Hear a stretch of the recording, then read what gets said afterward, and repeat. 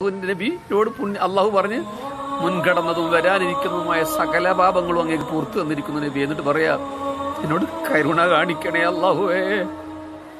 അള്ളാഹുവിന്റെ ഹബീബാണ് ഈ പറയുന്നത്. എന്നെ നീ പ്രവാചകന്മാരുടെ കൂട്ടത്തിൽ ചേർക്ക്. പ്രവാചകൻ പിന്നെ പറഞ്ഞ വാക്ക് അല്ലാഹുമ്മ റഫീഖൽ അഅ്ലാ. അല്ലാഹുമ്മ റഫീഖൽ അഅ്ലാ. ആ റഫീഖ് എന്ന വാക്കിന്റെ അർത്ഥം എന്താണെന്ന് പല വ്യാഖ്യാനങ്ങളുമുണ്ട്. ഏതെങ്കിലും ഒരു വ്യാഖ്യാനം പറഞ്ഞാൽ ഇപ്പോൾ എനിക്ക് കഴിയില്ല. അള്ളാഹുവിനോടാണ് ഉദ്ദേശം. ഹബീബായ നബിയുടെ കൈ മുകളിലേക്ക് ഉയർന്നു, ആ ചൂണ്ടുവിരൽ മേലേക്ക് ഇങ്ങനെ ഒന്ന് ഉയർന്നു. അല്ലാഹുമ്മ റഫീഖൽ അഅ്ലാ എന്നൊന്നുകൂടി പറഞ്ഞു. കണ്ണ് മേലേക്ക് ഉയർന്നു, മച്ചിലേക്കൊന്ന് നോക്കി. പിന്നെ ആ ചുണ്ടിൽ കലിമ വന്നു. പിന്നെ ആ കൈ താഴേക്ക് വന്നു വീണു. ആ ചുണ്ടുകൾ അടഞ്ഞു, ആ കണ്ണുകൾ തനിയെ അടഞ്ഞു. ലോകത്തിന്റെ മഹാനായകൻ ഭൗതിക ലോകത്തിൽ നിന്നുള്ള മാറ്റത്തിലേക്ക് പ്രവേശിക്കുകയാണ്. ഓടിക്കിതച്ച അബൂബക്കർ റളിയല്ലാഹു അൻഹു എത്തി. എങ്ങനെയൊക്കെയോ വിവരം കിട്ട് ഓടിക്കിതച്ചെത്തി. എന്താണ് സംഭവം എന്ന് ചോദിച്ചപ്പോ അവർ പറഞ്ഞു, പൊട്ടിക്കരച്ചിലുകൾ ഉയരുമ്പോ. ഞാനങ്ങനെ പറഞ്ഞു എന്നേ ഉള്ളൂ. വിങ്ങിക്കരച്ചിലുകൾ ഉണ്ടായിട്ടുണ്ടാവില്ലേ? മാത്ത റസൂലുള്ളാഹ്. നിങ്ങളൊന്ന് ആലോചിച്ച് നോക്കിയാ ഹബീബ്, നിങ്ങൾ അബൂബക്കർ റളിയല്ലാഹു അൻഹു മരണസമയത്ത് അവിടെ തിരിച്ചു വന്ന് ഹബീബ് മരിച്ചു എന്നുള്ള വാർത്ത. ഞാനിത് പറയാൻ ഉദ്ദേശിച്ചപ്പോൾ ഒരുപാട് ആലോചിച്ചതാ. മുമ്പ് ആലോചിച്ചില്ല, ഇന്ന് ആലോചിച്ചു രാവിലെ. എങ്ങനെയായിരിക്കും അബൂബക്കർ റളിയല്ലാഹു അൻഹു അത് കേട്ടിട്ടുണ്ടാകുക? എന്തായിരിക്കും സിദ്ദീഖ് റളിയല്ലാഹുവിന്റെ അവസ്ഥ? തുണി മാറ്റി സിദ്ദീഖ് റളിയല്ലാഹു അൻഹു ആ വിരിപ്പ് മാറ്റി ഹബീബിന്റെ ജനാസ കിടക്കുന്ന സ്ഥലത്തേക്ക് എത്തി. ഒരു വെള്ള പുതച്ച് കിടക്കുകയാണ് ഹബീബ് സല്ലല്ലാഹു അലൈഹി വസല്ലം. ബാക്ക്ഗ്രൗണ്ട് സോങ് അല്ലാതെ അമ്പലത്തിൽ നിന്ന് പാട്ട് കേൾക്കുകയാണ്. 61 കൊല്ലക്കാലം കൂട്ടുകാരനായി നടന്ന ആളാണ് ഇപ്പോൾ ഒറ്റക്കാക്കി വിടവാങ്ങുന്നത്. പലായനത്തിന്റെ വേളയിൽ 6 സൗറി. നിങ്ങൾക്കറിയാലോ രംഗം. ഹബീബിന്റെ കാലിൽ പാമ്പു ദംശനമേൽക്കുമെന്ന് കരുതി തന്റെ കാലുവിരൽ തള്ളിക്കയറ്റി വെച്ച അതേ സിദ്ദീഖ് കുട്ടിക്കാലത്ത് പോലും യുവത്വകാലത്ത് പോലും ഒരിക്കലും കള്ളുകുടിക്കുകയോ വ്യഭിചരിക്കുകയോ തെറ്റ് ചെയ്യുകയോ ചെയ്യാത്ത പ്രവാചകന്റെ വിശുദ്ധ ജീവിതം അതേപോലെ ജീവിച്ചു തീർത്ത സിദ്ദീഖ് പലായനത്തിന്റെ വേളയിൽ സുറാഖത്തുൻ മാലിക്കിന്റെ വാളിൽ നിന്ന് റസൂലിനെ രക്ഷിക്കാൻ ചേർത്തു പിടിച്ചു കരഞ്ഞ സിദ്ദീഖ്. എപ്പോഴും സിദ്ദീഖ് കൂടെ ഉണ്ടായിരുന്നു, സന്തോഷത്തിലും സന്താപത്തിലും. നീണ്ട 61 സംവത്സര കാലത്തെ സ്നേഹബന്ധത്തിന്റെ നായകൻ ഒരു വാക്ക് പോലും പറയാതെ യാത്രയായി കിടക്കുന്നത് എങ്ങനെയാണ് ഒരു കൂട്ടുകാരൻ സഹിക്കുക? റസൂലുള്ളാഹിയുടെ ജനാസയുടെ തുണിയൊന്നു മാറ്റി അബൂബക്കർ റളിയല്ലാഹു അൻഹു ചുംബിച്ചു. രക്ഷത്തെ കുഞ്ഞുങ്ങൾ ഓടി നടക്കുന്ന ഹബീബിന്റെ നെറ്റിത്തടത്തിൽ അബൂബക്കർ ചുംബിച്ചു.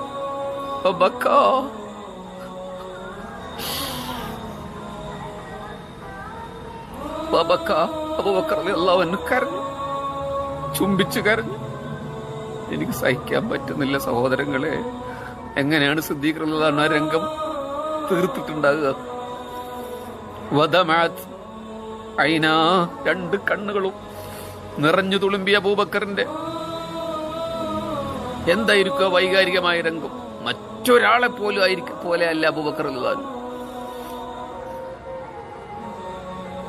ഒപ്പം നടന്ന മനുഷ്യനാണ്. ഉമർ റളിയല്ലാഹു അൻഹുവിനൊക്കെ ഇടയിൽ വന്ന ആളാണ് അല്ലെ, കുറച്ച് കഴിഞ്ഞിട്ട് വന്ന ആളാണ്, ബാക്കിയല്ല. അബൂബക്കർ റളിയല്ലാഹു അൻഹു കുട്ടിക്കാലം മുതൽ ഓടി നടക്കുന്ന പ്രായം മുതൽ മക്കത്തെ മലഞ്ചെരുവിൽ ഇവർ രണ്ടുപേരും ഒറ്റക്കിരുന്ന് കഥ പറഞ്ഞ എത്ര ദിവസം കിടന്നു. എല്ലാ പോരാട്ട രംഗത്തും ഹബീബിന്റെ ഒപ്പം നിന്നു. ഹബീബിന് എന്തെങ്കിലും സംഭവിക്കുമോ എന്ന് ഭയം. തന്റെ പ്രിയട്ട മകളുടെ ഭർത്താവ് എന്ന പരിഗണനയല്ല അത്. അബൂബക്കർ റളിയല്ലാഹു അൻഹു നിയന്ത്രണം വിട്ട് കരയുകയാണ്. എന്നിട്ട് പറഞ്ഞു, അല്ലാഹുൽ മുസ്തആൻ നൽഖാ ബിഹല്ലാഹ്. അള്ളാഹുവാണ് സഹായിക്കുന്നവൻ. അള്ളാഹുവിനെ കണ്ടുമുട്ടുന്ന ദിവസം വരെ അള്ളാഹുവാണ് സഹായിക്കുന്നവൻ. അല്ലാഹുൽ മുസ്തആൻ നഈശു ബിഹാ ലില്ലാഹ്. അള്ളാഹുവിന് വേണ്ടിയാണ് നമ്മൾ ജീവിക്കുന്നത്. അള്ളാഹുവാണ് അതിനും സഹായിക്കേണ്ടത്. അല്ലാഹുൽ മുസ്തആൻ നതഖബ്ബലു ബിഹാ ഖദാർ അല്ലാഹ്. അല്ലാഹുവിന്റെ വിധിവിലക്കുകൾ അതിലൊക്കെ ക്ഷമിക്കേണ്ടി വരും. അബൂബക്കർ റളിയല്ലാഹു അൻഹു നിർമ്മല ഹൃദയൻ നിസ്കരിക്കാൻ ഇമാമത്ത് നിൽക്കാൻ പറഞ്ഞപ്പോൾ എന്റെ ഉപ്പച്ചി സോഫ്റ്റ് മനസ്സാണ്, തെറ്റിപ്പോ നിസ്കാരം എന്ന് പറഞ്ഞ ആ നിർമ്മല ഹൃദയൻ ശക്തി ആർജിക്കുകയാണ് ചരിത്രത്തിലെ ഏറ്റവും ഉജ്ജ്വലമായ ഒരു ടേണിംഗ് പോയിന്റ്. എന്നിട്ട് അദ്ദേഹം പറഞ്ഞു, ഇന്നാലില്ലാ സിദ്ദീഖ് തങ്ങൾ, ഇന്നാലില്ലാ. ഒന്നുകൂടി നോക്കി ഹബീബായ നബിയുടെ മുഖത്തേക്ക്. എല്ലാരും കേൾക്കുന്നുണ്ട്. സിദ്ദീഖ് റളിയല്ലാഹു അൻഹു പറഞ്ഞത്, യാ റസൂലല്ലാഹ് മാ അത്യബക ഹയ്യ വമാ അത്യബക മയ്യിത. കൂട്ടുകാരാന്നല്ല നബിയെ, അങ്ങ് ജീവിച്ചിരിക്കുമ്പോ എന്തൊരു സുഗന്ധമായിരുന്നു നബിയെ. വമാ അത്യബക മയ്യിത, അങ്ങ് വഫാത്തായപ്പോഴും ഇവിടെ സുഗന്ധമാണല്ലോ നബിയെ. ചരിത്രം രേഖപ്പെടുത്തുന്നു, പള്ളി മൊത്തം സുഗന്ധ പരിമളം അടിച്ചു വീശുകയാണത്രേ. ആരും അവിടെ ഉലുവാൻ പുകച്ചതല്ല, ആരും അവിടെ ഊതു പുകച്ചതല്ല, ആയിഷ ബീവിയുടെ അവിടെ ചന്ദനത്തിരി കത്തിച്ചു വെച്ചതല്ല. അലൗകികമായ ഒരു സുഗന്ധ പരിമളം അവിടെ പരന്നൊഴുകുകയാണ്. മാതിയബക ഹയ്യ, അങ്ങ് ജീവിച്ചിരിക്കുമ്പോൾ സുഗന്ധമായിരുന്നു നബിയെ. മാതിയബക മയ്യിത, അങ്ങ് മരിച്ചപ്പോഴും സുഗന്ധമാണ് നബിയെ. എന്നിട്ട് അദ്ദേഹം ഒരു വാക്കുകൂടി പറഞ്ഞു, വല്ലാഹി ലാ തമൂതു ബഅദഹാ അബദാ. നബിയെ, ഇനി ഒരിക്കൽ കൂടി അങ്ങ് മരിക്കില്ല. എന്താണ് ആ വാക്കിന്റെ അർത്ഥം എന്ന് എനിക്കറിയില്ല, വാക്കർത്ഥം എനിക്കറിയാം, അതിന്റെ ആന്തരികമായ അർത്ഥം എന്താണെന്ന് എനിക്കറിയില്ല. വല്ലാഹി ലാ തമൂതു ബഅദഹാ അബദാ, ഇനി ഒരു മരണം അങ്ങേക്കില്ല നബിയെ. ഞാൻ ഊഹിക്കുന്നത് ഇങ്ങനെയാണ്, നബി സല്ലല്ലാഹു അലൈഹി വസല്ലമയുടെ ഓർമ്മക്ക് മരണമില്ല, അവിടത്തെ അനുധാവനങ്ങൾക്ക് മരണമില്ല. അതാണ് ഒരിക്കൽ കൂടി അങ്ങ് മരിക്കില്ലെന്ന് പറയാൻ കാരണം.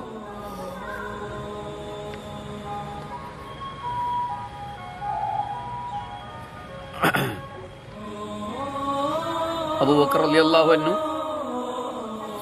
മയ്യത്ത് കണ്ട് ഈ അവസാനത്തെ വാക്ക് പറഞ്ഞ് പള്ളിയുടെ മിമ്പറിലേക്ക് കയറുകയാണ്, മസ്ജിദുൻ നബവിയുടെ മിമ്പറിലേക്ക് കയറുകയാണ്.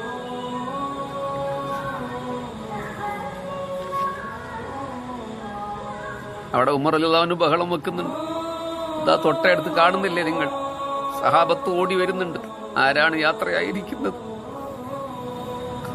എന്റെ നബി മരിച്ചിട്ടില്ലടാ, മൂസാ നബി തൗറാത്ത് വാങ്ങാൻ പോയതുപോലെ പോയതാണ് എന്റെ നബി.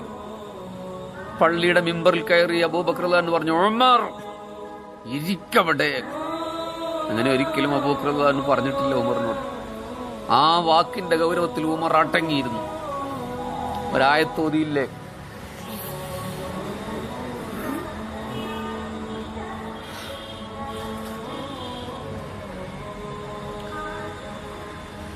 റസൂലുള്ളാഹി മരിച്ചു എന്ന് ബോധ്യപ്പെടുക ഉമർ റളിയല്ലാഹു അൻഹു അബൂബക്കറിന്റെ അടുത്തേക്ക് ഓടി വന്നു. പ്രസംഗം കഴിഞ്ഞ് മിമ്പറിൽ നിന്ന് ഇറങ്ങിയപ്പോ, അബൂബക്കറെ റസൂലുള്ളാഹി പോയി അല്ലേ, ഇത് പോയി. അതുവരെ ധീരതയോടെ വാള് ചൊരിച്ചു നിന്ന ഉമർ ഇബ്നുൽ ഖത്താബ് റളിയല്ലാഹു അൻഹു അബൂബക്കർ റളിയല്ലാഹു അൻഹുവിന്റെ നെഞ്ചിൽ വീണ് ഒരു കൊച്ചു കുഞ്ഞിനെ പോലെ കരയാണ്. മക്കയുടെ മലഞ്ചെരിവിൽ മുമ്പ് പറഞ്ഞതൊന്നുകൂടി അവസാനിപ്പിക്കും, പറയട്ടെ.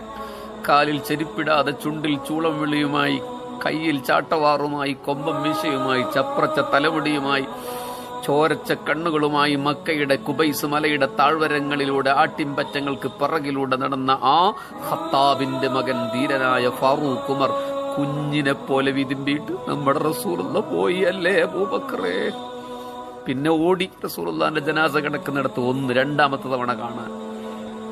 ആ വിരിപ്പിങ്ങനെ മാറ്റി, ഹബീബിന് വെള്ള പുതപ്പിച്ച് കിടക്കുന്ന നെറ്റിത്തടത്ത് തുണി മാറ്റി, നക്ഷത്ര കുഞ്ഞുങ്ങൾ ജ്വലിച്ചു നിൽക്കുന്ന വിയർപ്പ് കണങ്ങളുള്ള നെറ്റിയിൽ ചുണ്ടമർത്തി വിതുമ്പുകയാണ് ഫാറൂഖ് ഉമർ റളിയല്ലാഹു അൻഹു. മദീന എങ്ങനെയായിരിക്കും അത് ആലോചിച്ചിട്ടുണ്ടാകും.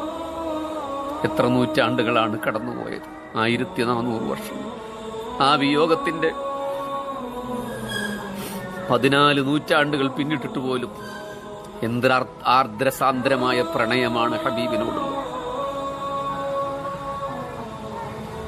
ആ റൗളയുടെ ഹരിത മിനാരെങ്കിലും ഒന്ന് കണ്ടെങ്കിലെന്ന് ആഗ്രഹിക്കാത്ത ആരാണുള്ളത്? ഏതൊക്കെ തൂലികളാണ് അവിടെ ചെന്ന് ഇഷ്കിന്റെ മഷിക്കുപ്പിയിൽ മുക്കി മുക്കി എഴുതാതിരുന്നിട്ടുള്ളത്. ലോകത്തിന്റെ ഭൂമിശാസ്ത്രപരമായ ഏതൊക്കെയോ വിദൂര കോണുകളിൽ ഇരുന്ന് അങ്ങ് ദൂരെ ആഫ്രിക്കയിൽ, ലണ്ടനിൽ, ചൈനയിൽ, ബ്രസീൽ, ഇന്ത്യയിൽ എവിടെയൊക്കെയോ ഇരുന്ന് ഹബീബിനെ സ്നേഹിക്കുന്ന എത്ര ശതകോടി ജനങ്ങളാണ് ഉണ്ടായിട്ടുള്ളത്.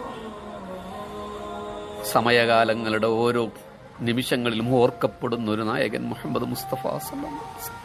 നമ്മുടെ സമയം 1 മണിക്കൂറിലേറെ പരിധിയൊക്കെ അത് ലംഘിച്ചിട്ടുണ്ട്. ഇനിയും പറഞ്ഞാൽ ശരിയാകത്തില്ല. ഹബീബിങ്ങളെ, നമുക്ക് ഹബീബിനെ കാണണം. ഹൗദുൽ കൗസറിന്റെ സമീപം റസൂലുള്ള കാത്തു നിൽക്കും. കോപ്പ കൊണ്ട് ഇങ്ങനെ ഹൗദുൽ കൗസർ കോരി കോരി കെടുക്കും തിരുമേനി സല്ലല്ലാഹു അലൈഹി വസല്ലം. റസൂലുള്ളാഹിന്റെ കൈ ചേർത്ത് പിടിച്ച് ഹബീബായ നബിക്ക് ഇഷ്ടമാണെങ്കിൽ ഒന്ന് ഉമ്മ വെച്ച് ഒരു കോപ്പ വാങ്ങി കുടിക്കാൻ, പുണ്യനബിക്ക് ഇഷ്ടമാണെങ്കിൽ ആതരപുടങ്ങളിൽ നമ്മുടെ കറുത്ത ചുണ്ടുകൾ, പാപം ചെയ്ത ചുണ്ടുകളൊന്ന് അമർത്താൻ അല്ലാഹു തൗഫീഖ് നൽകട്ടെ.